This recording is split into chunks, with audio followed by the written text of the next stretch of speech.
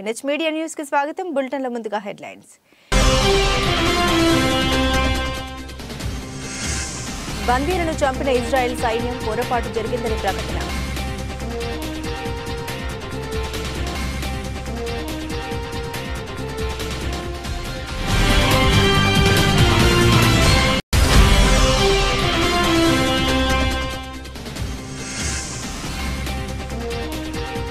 Governor ప్రసంగమంతా తప్పుల తడక, కేటీఆర్ ఆగ్రహం.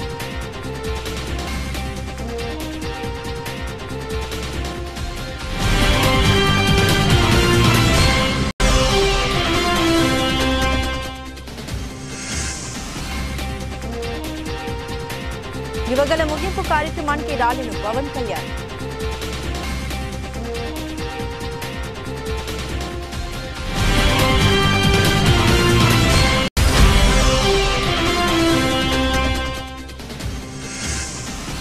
Rohit శర్మను captaincy నుండి తొలగించిన తర్వాత ముంబై ఇండియన్స్ జట్టు టోపులను కాల్ చేసిన అభిమానులు.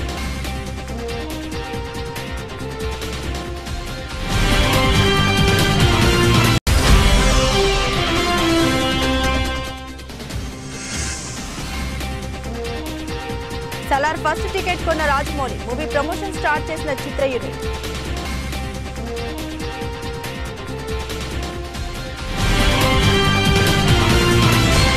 డీటెయిల్స్ చూస్తే ఇజ్రాయెల్ హమాస్ మధ్య యుద్ధం కొనసాగుతుంది. హమాస్ను తుదముట్టించడమే లక్ష్యంగా గాజాలో ఇజ్రాయెల్ సైన్యం దాడులు చేస్తుంది. ఈ క్రమంలో హమాస్ బందీలుగా ఉన్న వారిలో 3 ఇజ్రాయెల్ను ఐడిఎఫ్ కాల్చి చంపింది. అయితే పొరపాటును గుర్తించిన సైన్యం స్వయంగా వెల్లడించింది. షేజైలో జరుగుతున్న దాడిలో పొరపాటున 3 బందీలపై కాల్పులు జరిపాం.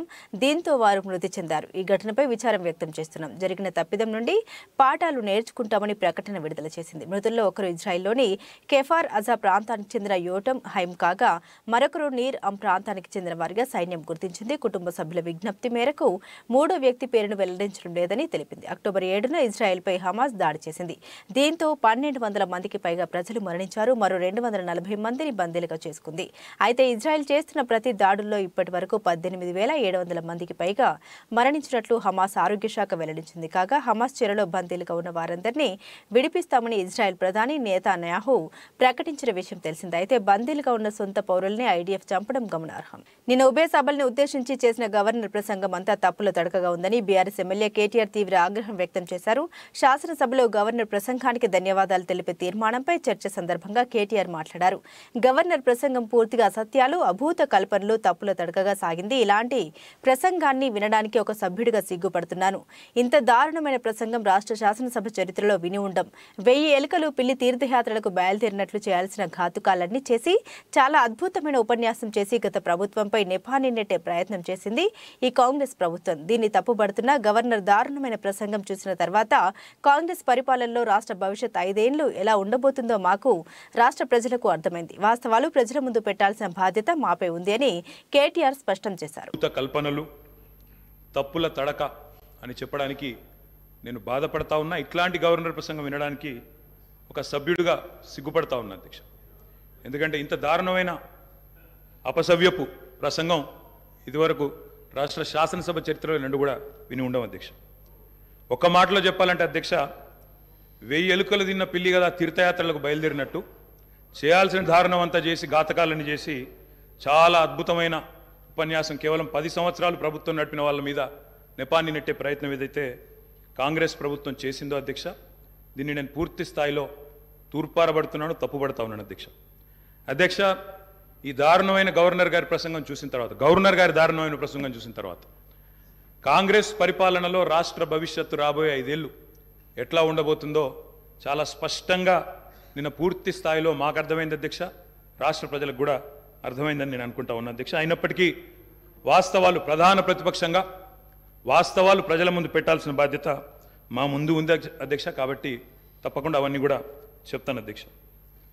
అధ్యక్ష, మా జగిత్యాలకు సంబంధించిన కవి గారు అలిశెట్టి ప్రభాకర్ గారు ఒక మాట అన్నారు అధ్యక్ష. ఒక నక్క, ఇది ఆయన కవితను కోట్ చేస్తున్నాను అధ్యక్ష, ఒక నక్క ప్రమాణ స్వీకారం చేసిందట ఇంకెవరిని మోసగించనండి. ఒక పులి పశ్చాత్తాపం ప్రకటించిందట తోటి జంతువుల్ని సంహరించినందుకు. అట్లా ఉంది అధ్యక్ష. ఒక మాటలో చెప్పాలంటే ఈ గవర్నర్ గారి ప్రసంగం అదే రకంగా అనిపించింది తప్ప అందులో అసత్యాలు సత్యదూరమైన మాటలు తప్ప వాస్తవాలు మాత్రం ఒక్కటి కూడా లేదు అధ్యక్ష. అధ్యక్ష, నిన్న చాలాసార్లు ప్రస్తావన చేసినారు గత ప్రభుత్వం అంటూ. అక్కడున్నా, అక్కడ ఉన్నా, ఇక్కడ ఉన్నా, ఎక్కడ ఉన్నా అధ్యక్ష మేము ప్రజాపక్షమే. తప్పకుండా తెలంగాణకు ఎన్నటికీ స్వపక్షమే, కాంగ్రెస్ ప్రభుత్వానికి ఎన్నటికైనా విపక్షమే అధ్యక్ష. తప్పకుండా ప్రజల తరపున గొంతు విప్పుతాం. అందుకే గతంలోని వారి పరిపాలన ఎట్లా ఉందో ఒక్కసారి తప్పకుండా అద్దం చూపెట్టవలసిన బాధ్యత ప్రధాన ప్రతిపక్షంగా మా మీదనే ఉంది అధ్యక్ష. అధ్యక్ష, ఎట్లుండే అధ్యక్ష 2014 ముందు తెలంగాణ ఘనత వహించిన వీరి ప్రభుత్వంలో ఎట్లుండే అధ్యక్ష? పడావుబడ్డ భూములు, టీడీపీ నేత నారా లోకేష్ చేపట్టిన యువగలం పాదయాత్ర ముగింపు దశకు చేరుకుంది. దీంతో ముగింపు సభను భారీ ఎత్తున ఏర్పాటు చేస్తోంది టీడీపీ. ఈ ఏడాది జనవరి 27వ తేదీన ప్రారంభమైన లోకేష్ యువగలం పాదయాత్ర డిసెంబర్ 20వ తేదీతో ముగియనుంది. యువగలం ముగింపు సభకు టీడీపీ భారీ ఏర్పాటు చేస్తోంది. 20న విశాఖపట్నం భోగాపురం ఎయిర్పోర్ట్ సమీపంలో యువగలం ముగింపు సభ జరగనుంది. ఈ సభకు అన్ని జిల్లాల నుండి భారీగా టీడీపీ నేతలు, కార్యకర్తలు తరలి రానున్నారు. ఈ సభకు తరలి వచ్చేందుకు ఏకంగా ప్రత్యేక రైళ్ల ఏర్పాటు కూడా చేయడం విశేషం. దాదాపు 5 లక్షల మంది ఈ సభకు వస్తారని అంచనా వేస్తోంది టీడీపీ. దీనికి తగిన ఏర్పాట్లు చేస్తోంది. యువగలం ముగింపు సభకు రావాలని జనసేన అధినేత పవన్ కళ్యాణ్ ను టీడీపీ ప్రత్యేకంగా ఆహ్వానించింది. కానీ సభకు రాలేనని జనసేనాని పవన్ కళ్యాణ్ తెలిపారు. తనకు 20న వేరే కార్యక్రమాలు ఉన్నాయని, కాబట్టి రాలేనని టీడీపీ నేతలకు సమాచారం అందించారు. టీడీపీ జనసేన ఉమ్మడి మేనిఫెస్టో విడుదల కార్యక్రమానికి తప్పకుండా వస్తారని వెల్లడించారు పవన్. టీడీపీతో పొత్తులో జనసేన ఉన్న విషయం తెలిసిందే. ఈ క్రమంలో యువగలం ముగింపు సభకు పవన్ వస్తే ఆ స్థాయి వేరేగా ఉంటుంది. కానీ అదే రోజున తనకు ముందుగా నిర్ణయించుకున్న కార్యక్రమాలు ఉన్నాయని, దీంతో తాను రాలేకపోతున్నానని తెలిపారు. కానీ ఇకపై ఎన్నికలు సమీపిస్తుండటంతో టీడీపీ నిర్వహించే పెద్ద సభలకు పవన్ హాజరవుతారని తెలిపారు. జనగామ జిల్లా కొడకండ్ల మండలంలోని పాకల గ్రామానికి చెందిన బీఆర్ఎస్ పార్టీ సీనియర్ నాయకులు కడిపికొండ సోమిరెడ్డి శుక్రవారం నాడు యాక్సిడెంట్లో మరణించిన విషయం తెలుసుకుని జనగామ ఏరియా ఆసుపత్రిలో సోమిరెడ్డి మృతదేహాన్ని చూసి మాజీ మంత్రి ఎర్రబెల్లి దయాకర్రావు కంటతడి పెట్టుకున్నారు. సోమిరెడ్డి పార్టీ కోసం అహర్నిశలు కృషి చేశారని, అతని మృతి నన్ను ఎంతో కలిచివేసిందని మాజీ మంత్రి అన్నారు. అక్కడే ఉన్న వారి కుటుంబ సభ్యుల్ని పరామర్శించి అన్ని విధాలుగా ఆదుకుంటామని హామీ ఇచ్చారు.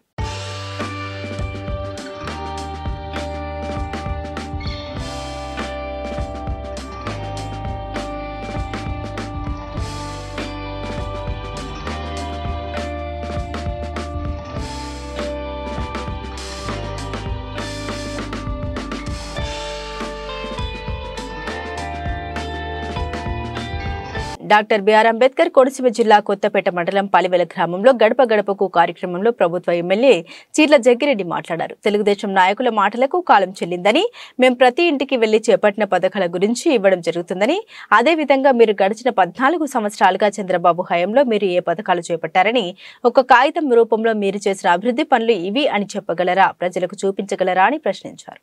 మన ప్రభుత్వం కార్యక్రమం చక్కగా జరుగుతుంది, ప్రజలందరూ స్వాగతిస్తున్నారు. కారణం ఎవరైతే తమ ద్వారా ఎన్నికైనటువంటి ప్రజాప్రతినిధులు మళ్ళీ ఓటు వేసిన తర్వాత ఎక్కడికి వెళ్ళారో తెలియదు అనేటువంటి విధంగా కాకుండా వారింటికే వచ్చి ఈ 4.5 సంవత్సరాల్లో చేయూత, రైతు భరోసా, వాహన మిత్ర, కాపు నేస్తం ఇలా అనేక సంక్షేమ కార్యక్రమాలు వారు అందుకున్నారు లేదో కూడా చూడడం ప్రజలందరూ కూడా స్వాగతిస్తున్నారు. తప్పనిసరిగా మేము తీసుకున్నాం. అంచేత రేపు ఆ యొక్క రుణాన్ని మళ్ళీ జగన్మోహన్ గారికి ఓటేసి తీర్చుకుంటామని కూడా ఇవాళ ప్రజలందరూ కూడా చెప్తున్నారు. అలాగే మరి తెలుగుదేశం పార్టీ నాయకులు కూడా వారి యొక్క మాటలకు కాలం చెల్లింది. ఎందుకు ఈ మాట తెలియజేస్తున్నానంటే, మేము ఇవాళ ప్రతి ఇంటికి వచ్చి ఒక షీట్ ఇచ్చి వెళ్తున్నాం. మరి వారు అనేక విమర్శలు చేస్తున్నారు. మీరు నిజంగా మీ విమర్శలు మీకు నమ్మకం ఉంటే మీరు గడిచేటువంటి 14 సంవత్సరాలతో చంద్రబాబు గారి హయాంలో మీరు ఏమి ఇచ్చారో మీరు కూడా కాగిత రూపంలో ప్రతి ఇంటికి ఇవ్వాలని కోరుతున్నాం. ఉన్నటువంటి సొమ్ములన్నీ కూడా మొత్తం తినేసి అదన్నీ కూడా మరి కేవలం రామోజీ గారు ఇలాంటి పెద్దవాళ్ళని పెంచడానికే తెలుగుదేశం పార్టీ ఎవరు అధికారంలోకి వచ్చింది. కానీ ఎక్కడా కూడా సామాన్య ప్రజానీకానికి ఎటువంటి సహాయ సహకారాలు అందించిన ప్రభుత్వం. ఇవాళ రాజశేఖర్ గారి టైము, జగన్మోహన్ గారి టైం మేము చెప్తున్నాం.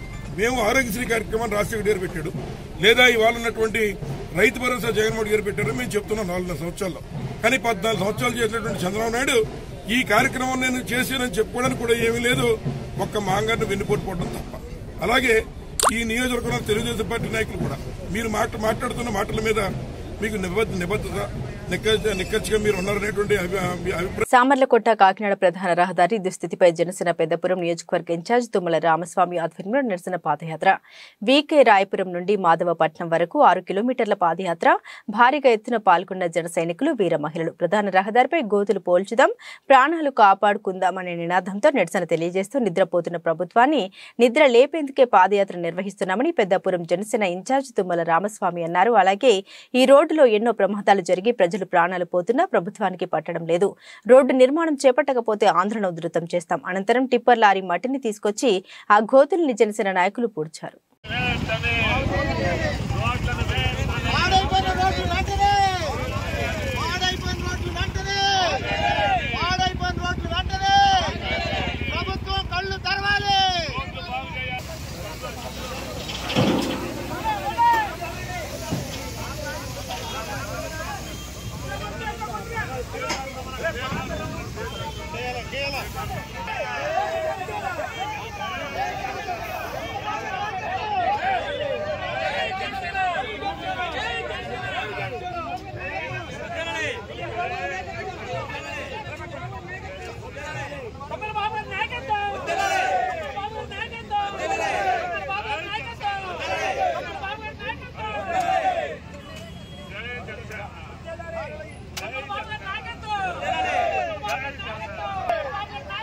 సంగారెడ్డి జిల్లా వ్యాప్తంగా వివిధ పోలీస్ స్టేషన్ల పరిధిలో ఉన్న రౌడీ షీటర్లకు ఈ రోజు తేదీ 15/12/2023 రోజు జిల్లా పోలీస్ కళ్యాణ మండపం నందు కౌన్సిలింగ్ నిర్వహించడం జరిగింది. ఈ సందర్భంగా ఎస్పీ గారు మాట్లాడుతూ పుట్టుకతో ఎవరు కూడా నేరస్తులు కారని, వారు పెరిగిన పరిసరాలు, పరిస్థితుల ప్రభావాల వల్ల సస్పెక్ట్, కేడీలు, రౌడీ షీటర్లుగా మారి ఉండవచ్చు. కానీ మీ ప్రవర్తన మంచిగా ఉన్నట్లయితే తిరిగి మామూలు వ్యక్తులుగా మారే అవకాశం మీ చేతుల్లోనే ఉందని పేర్కొన్నారు. జిల్లా ప్రజలు ఎవరైనా సంఘ విద్రోహ చర్యలకు పాల్పడినా, చట్ట వ్యతిరేక కార్యకలాపాలు చేపట్టినా కఠిన చర్యలు తప్పవని, అలాంటి వ్యక్తులు ఎవరైనా ఉన్నట్లయితే వారిపై హిస్టరీ షీట్లు ఓపెన్ చేయడం జరుగుతుందన్నారు. ఈ కార్యక్రమంలో అదనపు SP doctor P Ashok, Ramesh Kumar, DSP Sangareddy, Raghu, DSP Zahirabad, Venkatareddy, DSP Narayankhed, Sivalingam, Raikode SI Venkatareddy, inspector SB, జిల్లా ఎస్ఐలు, సిఐలు తదితరులు పాల్గొన్నారు.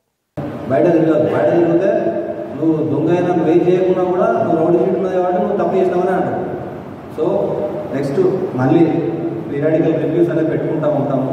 ఎవరైతే లేరో వాళ్ళకి ఖచ్చితంగా మీ కేసెస్, ఎవరైతే ఇన్వాల్వ్మెంట్ లేదో వాళ్ళకి ఖచ్చితంగా రౌండ్ షీట్లు క్లోజ్ చేస్తాము. సో ఎవరైతే ఉన్నారో వాళ్ళ మీద నిఘా ఇంకా ఎక్కువ ఉంటుంది. అండ్ ప్రాపర్ పోలీస్ కౌన్సిలింగ్ కూడా ఇవ్వడం జరుగుతుంది. So in rule friendly policing అని ఉంది. Friendly policing only for victims, only for the complaints. అంతేగాని ఈ సమాజంలో ఈ ఇబ్బంది పెట్టే వాళ్ళకి ఫ్రెండ్లీ పోలీసింగ్ అనేది ఏమి ఉండదు. వాళ్ళ మీద చాలా स्ट्रिक्ट एक्शन తీసుకోవడం జరుగుతుంది. Thank you so much. 9 बजे या 10 बजे तक पूरा काम करके आपका घर आकर रहेगा तो कुछ ऐसा क्राइम नहीं होता है. और मैं फिर से एक बार बोल रहा हूँ, कुछ प्रॉब्लम है तो आप एसएचओ के पास जाना, नहीं तो एएसपी के पास जाना, डीएसपी के पास जाना, नहीं तो मेरा पास आना. हम जरूर आपको मदद करेंगे वो इशू सॉर्ट आउट करने के लिए. बट आप खुद ये कानून का, ये लॉ का हाथ पे लेके कुछ सेटलमेंट करना, ये बंद करना. So it is strict warning to everyone who wants to indulge in any kind of illegal activities, any kind of threatening or extortion in the district. So I am giving a strict warning to everyone. దయచేసి ఎవరు కూడా involve కావద్దు. ఇప్పటివరకు జరిగిందంతా మర్చిపోండి. ఏదైతే చేసామో ఇప్పటి నుండి మంచి జీవితంలో ఉండండి. ఇప్పటికీ కూడా చాలా మంది వచ్చి అడుగుతున్నారు, అగైన్ ఎస్ఐ చెప్తున్నారు ఇంకా యాక్టివ్ ఉండాలని చెప్పి. ప్రజాసేవ చేసేందుకు పదవులు అవసరం లేదని, సేవ చేయాలన్న మంచి మనసుంటే చాలని కాంగ్రెస్ పార్టీ ప్రచార కమిటీ చైర్మన్ మాజీ ఎంపీ మధు యాష్కి గౌడ్ పేర్కొన్నారు. కాంగ్రెస్ పార్టీ ప్రచార కమిటీ చైర్మన్ మాజీ ఎంపీ మధు యాష్కి గౌడ్ జన్మదినోత్సవం సందర్భంగా చంపాపేటలోని దివ్యాంగుల హాస్టల్లో దివ్యాంగుల సమక్షంలో తన జన్మదిన వేడుకలను జరుపుకున్నారు. ఎన్నికల సమయంలో దివ్యాంగులు ఎదుర్కొంటున్న సమస్యల్ని తెలుసుకుని తన జన్మదినోత్సవం సందర్భంగా మధు యాష్కి గౌడ్ దివ్యాంగుల సదనానికి వాటర్ ఆర్వోను బహుకరించారు. ఈ సందర్భంగా మధు యాష్కి గౌడ్ మాట్లాడుతూ ఉన్నత విద్యను అభ్యసించి ఉద్యోగాలు రాక, ఉపాధి లేక ఎంతో మంది దివ్యాంగులు అనేక ఇబ్బందులకు గురవుతున్నారని ఆవేదన వ్యక్తపరిచారు. ఎన్నికల ప్రచార క్రమం రావడం జరిగింది. వాళ్ళు ఇంటర్నెట్ లేదు, కనీసం తాగునీటి కొరకు డ్రైనేజ్ వాటర్ కలిపి వస్తూ ఉన్నాయి. ఇంతవల్ల మెషిన్ భగీరథంటూ ఇంటింటికి నల్ల నీళ్ళు లేకపోతే ఓటు అడగమని చెప్పిన వ్యక్తులు, ఆ ప్రభుత్వం కనీసం మంచినీటి తాగునీటి సౌకర్యం లేకుండా ఉండే ఈ హాస్టల్కి అందుకే గెలుపోవటం సంబంధం లేకుండా నేను అప్పుడు చెప్పడం జరిగింది.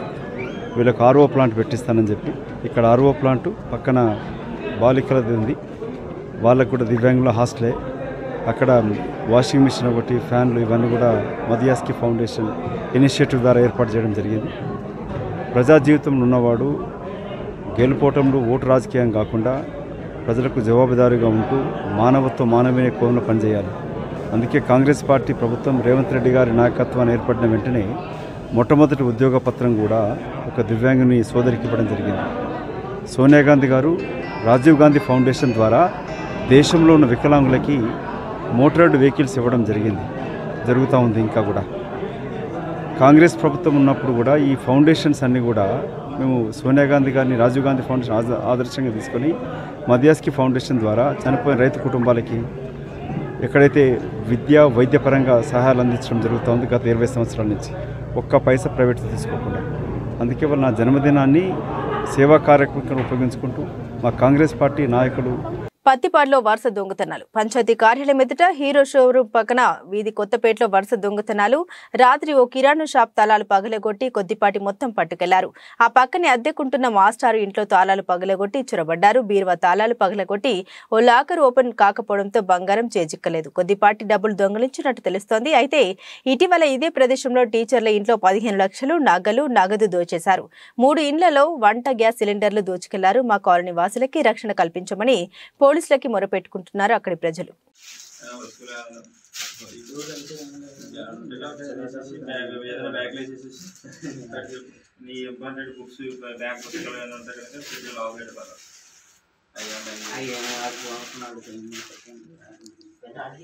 మహబూబాబాద్ జిల్లా గార్ల మండలం మంచునాపురం గ్రామానికి చెందిన మహిళ శృతిభాయ్ విలేకరుల సమావేశంలో మాట్లాడారు. తనకు అత్తమామల నుండి వరకట్న వేధింపులు, గృహహింస నుండి నన్ను న్యాయం చేయాలంటూ వేడుకుంది. వివరాల్లోకి వెళ్తే అంజనాపురం గ్రామానికి చెందిన చిలక బాబు రూపాయల కుమార్తె శృతి భాయ్ని వరంగల్ జిల్లా అడిషనల్ ఎస్పీ కుమారుడు శంకర్తో 3 సంవత్సరాల క్రితం వివాహమైంది. కుమారుడిపై చదువుల నిమిత్తం లండన్ పంపించడం కొరకు అధిక కట్నం కోసం ఆమెను హింసిస్తున్నారని, తన భర్తతో కాపురానికి రానివ్వట్లేదని అనేకసార్లు మహబూబాబాద్ పోలీస్ స్టేషన్లో ఫిర్యాదు చేసినా న్యాయం జరగట్లేదని ఆమె ఆవేదన వ్యక్తం చేశారు.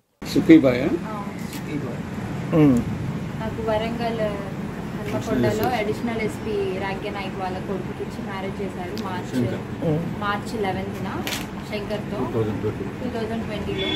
అప్పటి నుంచి పెళ్ళైనప్పుడు 2 months సరిగా మంచిగా ఉన్నారు. దాని తర్వాత ఫ్యామిలీ మొత్తం నన్ను డివైడ్ చేయడం, కట్నం సరిపోలేదని చెప్పడం, నా భర్త ఏమో నన్ను దగ్గర రానియడు, ఒక్కడే ఒక రూమ్లో పండుకోవడం, ఏంటి అత్తమ్మ మావయ్య ఆడబిడ్డకి వెళ్ళి ఇట్లా చెప్పడం, నన్ను దగ్గర రానియట్లేదని చెప్తే నా కొడుకు చదువుకుంటున్నాడు వెళ్ళి ఎందుకు డిస్టర్బ్ చేస్తున్నావు అనేసి నన్ను దూరం పెట్టడం, నాతో వంటలన్నీ చేయించుకొని నేను వంటలన్నీ నేను చేస్తాను, మా అత్త ఏమో నా కొడుకు నిన్ను చూస్తే అన్నం తినడని చెప్పేసి నన్ను ఒక రూమ్లో పెట్టేసి అత్త మా హస్బెండ్ ఆడబిడ్డ మా మామయ్య గారు కలిసి డైనింగ్ టేబుల్ తినడం, నేను ఒక్కదాని రూమ్లో, మళ్ళీ నా హస్బెండ్ దూరం వెళ్ళిపోయాక నన్ను రూమ్ నుంచి బయట తీయడం, ఇవన్నీ నన్ను అవాయిడ్ చేయడం, నేను కాకుండా వేరే అమ్మాయిని పెళ్లి చేసుకుంటే బాగుంటాయి, నా భర్త నాకు చెప్పుకుంటూ వస్తూ మానసికంగా శారీరకంగా అందరు నన్ను ఇబ్బంది పెట్టడం జరిగింది. అనుకో పెళ్ళి ఎంతకాలం 20లో అయింది. ఇంత చేసిన ఈ అమ్మాయి అంతటిగా అమ్మాయి వెళ్ళిపోవట్లేదని చెప్పి నన్ను ఇంట్లో నుంచి సపరేట్గా ఒక రూమ్కి అక్కడే వరంగల్లోనే హన్మకొండ నుంచి పెరకవాడ 5 kilometers దూరంలో నన్ను సపరేట్ తీసుకెళ్ళి ఒకే రూమ్లో నా వస్తువులో ఇంట్లోంచి తీసుకెళ్ళేలాగా చేసి అక్కడ నన్ను ఒక రూమ్లో ఉంచేసి తాళం పెట్టేసి ఆయన అందరిగా నేను ఒకదాని ఇంట్లోనే ఉంటాను, ఆయననే తాళం పెట్టేసి మళ్ళీ మా అత్త మామూలు ఇంటికి రావడం, అక్కడే పండుకోవడం, నైట్ వరకు అక్కడ ఉండడం, మళ్ళీ నైట్ వచ్చి నా దగ్గరకు వచ్చి నేను ఒక రూమ్లో ఆయన ఒక రూమ్లో అట్లా నన్ను చాలా మానసికంగా సరిగా తిండి కూడా ఏముండదు సరిగా, ఏదో కూరగాయలు తెచ్చి మొహాన్ని పడేసినట్టు పడేస్తాడు, 1 kg బియ్యమే తీసుకొస్తాడు, నాకు తింటే తిను లేకపోతే పడుందో లేకపోతే మీ అమ్మ వాళ్ళకి వెళ్ళి చెప్పాడు, సరిగా ఏమి ఉండదని చాలా మానసిక చాలా ఇబ్బంది పెట్టాడు. ఒక్కదాన్ని చాలా అన్నీ భరించా. దాని తర్వాత ఒకరోజు అమ్మ నాన్నలు చెప్పడం జరిగింది, ఇన్ని సంవత్సరాల తర్వాత చెప్పితే వచ్చి పంచాయతీ చేశారు, పంచాయతీ చేసి మళ్ళీ అత్త మా వాళ్ళ ఇంట్లో పంపించారు. పంపించాక అక్కడ అందరూ పెద్ద మనుషులు కలిసి ఉండాలని చెప్పేసి వెళ్ళిపోయాక నేను అక్కడ అత్త మా వాళ్ళ ఇంట్లో ఉండడం జరిగింది. అక్కడ మా ఆడబిడ్డ ఏమో ఏంటి మా ఇంటికి వచ్చి ఏంటి పంచాయతీ చేస్తున్నారు, నేను ఒక ఫోన్ చేస్తే మిలిటరీ వచ్చి దిగుతుందని నన్ను బెదిరించడం, మళ్ళీ ఈ ఇంట్లో ఎవరు ఉండకూడదని మా మావయ్య నువ్వు ఇంట్లో ఉంటే నేను పోలీస్కి సమాచారం ఇస్తానని చెప్పేసి నన్ను బెదిరించడం అట్లా జరిగిందండి. జరిగాక మా హస్బెండ్ ఏమో నేను లండన్కి వెళ్ళాలి, నేను 50 lakhs ఉంటే సరిపోదు, నాకు కావాలి, ఉంటేనే నేను ఉండగలను అని నాకు చెప్పడం అట్లా జరుగుతుంది. చాలా మానసికంగా ఏదో అన్ని విధాలుగా జరిగిందండి నా మీద. అందరు చేశారు, చిన్న చిన్నవి అన్నీ చాలా జరిగినాయి. మా అత్త మా తరతరాల నుంచి వస్తుంది, ఫస్ట్ కోడలు వెళ్ళిపోతుంది, సెకండ్ కోడలు అయితే సెట్ అవుతుంది అని చెప్పుకుంటూ నాకు మానసికంగా చెప్తూ ఉంటుంది. అలాంటప్పుడు ఎందుకు పెళ్లి చేసుకోవాలి, వాళ్ళు ఎందుకు తీసుకురావాలి, ఒక అమ్మాయి తీసుకొచ్చి ఒక అమ్మాయి జీవితం ఎందుకు నాశనం చేయాలో నాకు అర్థం కాదు, అట్లా ఎందుకు చేస్తున్నారు. ఇవన్నీ జరిగింది. దాని తర్వాత ఇక్కడ పిటిషన్ చేయడం, గార్లలో పిటిషన్ పెట్టడం జరిగింది. డిఎస్పీ సార్ అందరి సమక్షంలో కౌన్సిలింగ్ జరిగింది. కౌన్సిలింగ్ జరిగిన ఆయన వాళ్ళెవరూ మారడం జరగలేదు. అందుకే ఫైల్ అయిందండి, ఎఫ్ఐఆర్ అయింది. అయ్యి ప్రెస్ 498 కేసు అయింది అందరి మీద. ఇదే పోలీస్ వారందరూ, మీడియా సార్ అందరూ. కాకినాడ జిల్లాలోని అన్ని గ్రామాల్లో ఎస్సీ దళిత పేటల్లో విచ్చలవిడిగా మద్యం అమ్మకాలు జోరుగా సాగుతున్నాయి. ప్రభుత్వం వారు ప్రజలకి మాట ఇచ్చిన మాట నెరవేర్చాలి. మద్యపానం పూర్తి నిషేధిస్తామని ఎన్నికల మేనిఫెస్టోలో మద్యం పూర్తిగా నిషేధం అమలు చేస్తామని ఇచ్చిన హామీని నెరవేర్చిన మా ప్రధానమైన డిమాండ్ భారత రాజ్యాంగం ప్రకారం ప్రజల ఆరోగ్యం కాపాడవలసిన పాలకులు, ప్రజల ఆరోగ్యం కాపాడవలసిన పాలకులు మద్యాన్ని ఆదాయ వనరుగా చూడడం దళితులకు శాపంగా మారింది. కావున ఇప్పటికైనా ప్రభుత్వం స్పందించి పూర్తి మద్యపాన నిషేధం చేసి దళితుల ప్రాణాల్ని కాపాడాలని కోరుతూ ఎస్సీ ఎస్టీ గ్రీవెన్స్ లో కాకినాడ జిల్లా కలెక్టర్ వారి కార్యాలయంలో వినతి పత్రాన్ని అందజేశారు. కాకినాడ జిల్లా కలెక్టర్ వారికి ఎస్సీ ఎస్టీ గ్రీవెన్స్ లో ప్రభుత్వం వారు ఇచ్చినటువంటి మాట నిలబెట్టుకోవాలని, మాట తప్పం మడం తిప్పమని జగన్మోహన్ రెడ్డి గారు పూర్తిగా మద్యపాన నిషేధం చేస్తారని ఆ రోజు వాగ్దానం ఇచ్చారు.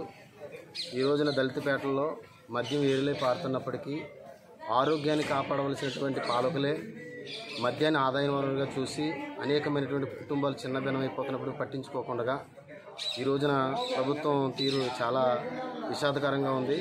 కాబట్టి ఇప్పటికైనా స్పందించి ప్రభుత్వం 4 ఏళ్ళు గడుస్తున్నప్పటికి కూడా ఈ మద్యాన్ని పూర్తిగా నిషేధించలేదు.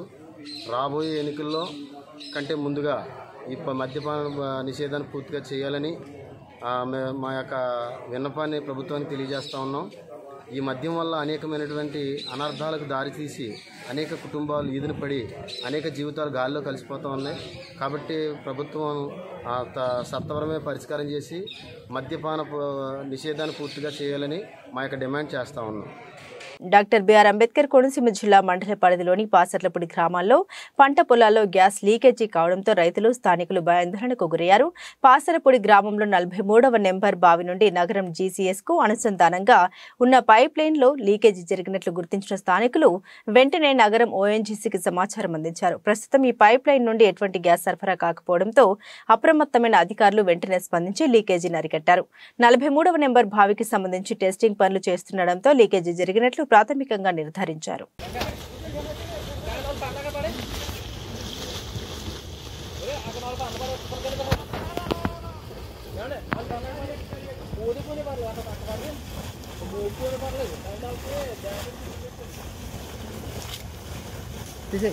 సంగారెడ్డి జిల్లా నారాయణఖేడ్ నియోజకవర్గంలోని తడ్కల్ మండల కేంద్రంలో జిల్లా పరిషత్ ఉన్నత పాఠశాల మరియు మండల పరిషత్ ప్రాథమిక ఉన్నత పాఠశాలలో విద్యార్థుల తల్లిదండ్రుల సమావేశం ప్రధాన ఉపాధ్యాయులు రహీముద్దీన్ వెంకటేష్ అధ్యక్షతన నిర్వహించారు. ఈ సందర్భంగా వారు మాట్లాడుతూ ప్రభుత్వం విద్యార్థులకు అన్ని విధాలుగా నోట్ బుక్స్, యూనిఫామ్ అందించడం జరుగుతుందన్నారు. విద్యార్థుల తల్లిదండ్రులు ఇంటి వద్ద కూడా చదువుతున్నారా లేదా అని విద్యార్థులకు అడగాలని సూచించారు. ప్రతి నెల 3వ శనివారం విద్యార్థులు తల్లిదండ్రులు తప్పనిసరిగా హాజరై తమ విద్యార్థి గురించి అడిగి తెలుసుకోవాలని సూచించారు. అడిగినప్పుడు ఏదో 10 మంది కూడా చెప్పలేదు. అంటే మీ మీటింగ్ వచ్చి కూడా లాభం లేదన్నారు. ఈ మీటింగ్ ఉద్దేశం ఏంటి అంటే ఈ నెలలో మీ పిల్లల ప్రగతి ఏ విధంగా ఉంది, వాళ్ళ ఇంటికాడ ఏ విధంగా చదువుతున్నారు, హోంవర్క్ చేస్తున్నారా లేదా, పిల్లలు స్కూల్కి రెగ్యులర్గా వస్తున్నారా, వాటన్నిటిపైన మేము వచ్చినట్టు ఉంది. 10th class 9th class 10th 9th ఎక్కువ మనం స్టేట్ మీద వచ్చి మాట్లాడే ధైర్యం తెచ్చుకోవాలి. అది నేర్పిస్తారు. రోజు రెగ్యులర్ పంపించి స్కూల్కి ఎవరు बांसवाड़ा का जाने के लिए हम लोग स्टेज पे जो है बुला के असेंबली में पूरे असेंबली में मॉर्निंग डेली प्रैक्टिस करा रहे हैं हम लोग उच्చుకోవాలి రేపటికి ఏం చేయాలి నైట్ ఉచ్చుకోవాలి మీరు లేకపోతే వాళ్ళని ఉచ్చుకోవాలి ఏమన్నా చేసి యూనిఫామ్ మెయింటైన్ చేయాలి కొత్త విషయం చెప్తున్నా ఇక్కడ నేను ఇచ్చినట్టు ఖచ్చితంగా तीसरे हफ्ते को पेरेंट्स टीचर्स मीटिंग जो है ना कंडक्ट की जा रही है। इसका मेन मकसद क्या है बोले तो टीचर्स और पेरेंट्स के दरमियान में बच्चों का जो है ना स्टैंडर्ड कैसा है इसके लिए जो है ना ये मीटिंग का मेन मकसद है। और बच्चे का जो है ना स्टैंडर्ड कैसा है, बच्चे को जो है ना बेसिक्स कैसे आए कि घर में आके पढ़ा नहीं पढ़ा, और साथ ही साथ रेगुलर आ रहा नहीं आ रहा, और साथ ही साथ जो है बच्चे के हेल्थ के तरफ से पेरेंट्स को मालूम होना, टीचर्स को मालूम होना और बच्चे को मालूम होना। तो ये मेन मीटिंग का मकसद है। तो ये मीटिंग जो है हर महीना हर हफ्ते तीसरे हफ्ते को जो है मुनाकिद की जाती है। इसके अंदर जो है ना तमाम पेरेंट्स को जो है ना इन्वाइट किया जाता है, और साथ ही साथ जो है ना बच्चे के ताल्लुक से परफॉर्मेंस के ताल्लुक से ये मीटिंग में जो है चर्चा की जाती है। Thank you. Indian Premier League ఐపీఎల్లో అత్యంత విజయవంతమైన ఫ్రాంచైజీలో ముంబై ఇండియన్స్ ఒకటి. రోహిత్ శర్మ నాయకత్వంలో ముంబై జట్టు ఏకంగా 5 సార్లు ఐపీఎల్ విజేతగా నిలిచింది. అయితే తాజాగా ముంబై జట్టు హిట్ మ్యాన్ రోహిత్ శర్మకు షాక్ ఇచ్చింది. ఐపీఎల్ 2024 సీజన్కు ముందు అతడిని సారథ్య బాధ్యతల నుండి తప్పించింది. అతడి స్థానంలో కొత్త కెప్టెన్ను ఎంపిక చేసింది. టోర్నీలోకి అడుగుపెట్టిన మొదటి సీజన్లోనే గుజరాత్ టైటాన్స్కు కప్పును అందించిన హార్దిక్ పాండ్యాను కెప్టెన్గా నియమిస్తున్నట్లు తెలియజేసింది. ఈ విషయాన్ని సోషల్ మీడియా వేదికగా వెల్లడించిన విషయం తెలిసింది. 2013 సీజన్లో రికీ పాంటింగ్ సారథ్యంలోని ముంబై జట్టు వరుస ఓటమిని చవిచూసింది. ఆ సీజన్ మధ్యలో పాంటింగ్ కెప్టెన్సీ బాధ్యతల నుంచి తప్పుకున్నాడు. దీంతో హిట్ మ్యాన్ సారథ్య బాధ్యతలు అందుకున్నాడు. సచిన్ టెండూల్కర్, జయసూర్య, షాన్ పోలాక్ వంటి దిగ్గజ ఆటగాళ్లు ఒక్కసారి కూడా ముంబైకి కప్పును అందించలేకపోయారు. అయితే రోహిత్ శర్మ సారథ్యంలో ముంబై జట్టు 2013, 2015, 2017, 2019, 2020లో ఐపీఎల్ విజేతగా నిలిచింది. దీంతో రోహిత్ శర్మను కెప్టెన్సీ నుండి తొలగించడంపై ఆయన అభిమానులు తీవ్ర ఆగ్రహం వ్యక్తం చేస్తున్నారు. అయితే ఈ విషయంపై రోహిత్ శర్మ ఇప్పటి వరకు స్పందించలేదు. పాన్ ఇండియా స్టార్ ప్రభాస్ నటిస్తున్న తాజా చిత్రం Salaar part 1 ceasefire KGF director Prashanth Neel దర్శకత్వంలో రానున్న ఈ సినిమా ప్రపంచవ్యాప్తంగా డిసెంబర్ 22న విడుదల కానుంది. మలయాళ స్టార్ నటుడు పృథ్వీరాజ్ సుకుమారన్ కీలక పాత్రలో నటిస్తున్నాడు. ఇక ఎప్పుడెప్పుడా అని ఈ సినిమాని చూసేందుకు భారీ సంఖ్యలో అభిమానులు ఆసక్తిగా ఎదురుచూస్తున్నారు. ఇక శుక్రవారం కర్ణాటకలో సలార్ అడ్వాన్స్ బుకింగ్ ఓపెన్ అయ్యాయి. ఇక తెలుగు రాష్ట్రాల్లో కూడా ఈ రోజు నుంచి ప్రారంభం కానున్న విషయం తెలిసిందే. అయితే ఈ సినిమా తొలి టికెట్ను టాలీవుడ్ స్టార్ దర్శకుడు రాజమౌళి కొనుగోలు చేశాడు. ఈ విషయాన్ని మేకర్ సోషల్ మీడియాలో వెల్లడించారు. హైదరాబాద్ ఆర్టీసీ క్రాస్ రోడ్స్లోని సంధ్య 70mm థియేటర్లో భారీ ధరకు ఫస్ట్ టికెట్ను బుక్ చేసుకున్నారు జక్కన్న. ఇక ఈ టికెట్ ధర చూసుకుంటే అక్షరాల 10,116 రూపాయలు అని సమాచారం. ఇక రాజమౌళి ఫస్ట్ టికెట్ను ఇంత ధరకు కొనడంతో ఈ మూవీపై అంచనాలు మరింతగా పెరిగాయి. కాగా ఈ సినిమా నైజాం హక్కులను మైత్రి మూవీ మేకర్స్ దక్కించుకున్నారు. బులెటిన్ ముగించే ముందు హెడ్లైన్స్ మరోసారి. బందీలను చంపిన ఇజ్రాయెల్ సైన్యం పొరపాటు జరిగిందని ప్రకటన.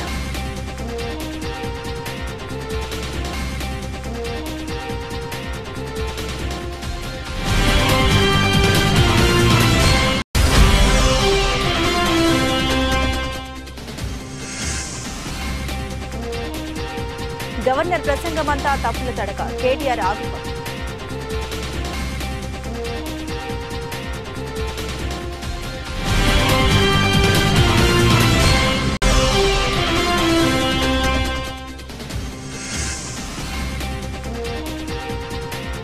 యువగల ముగింపు కార్యక్రమానికి రాలిన పవన్ కళ్యాణ్.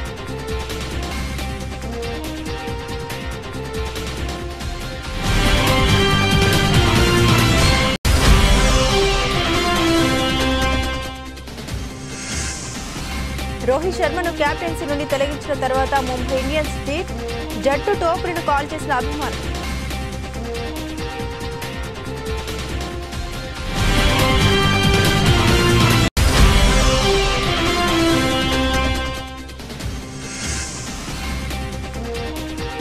సలార్ ఫస్ట్ టికెట్ కొన్న రాజమౌళి, మూవీ ప్రమోషన్ స్టార్ట్ చేసిన చిత్ర యూనిట్.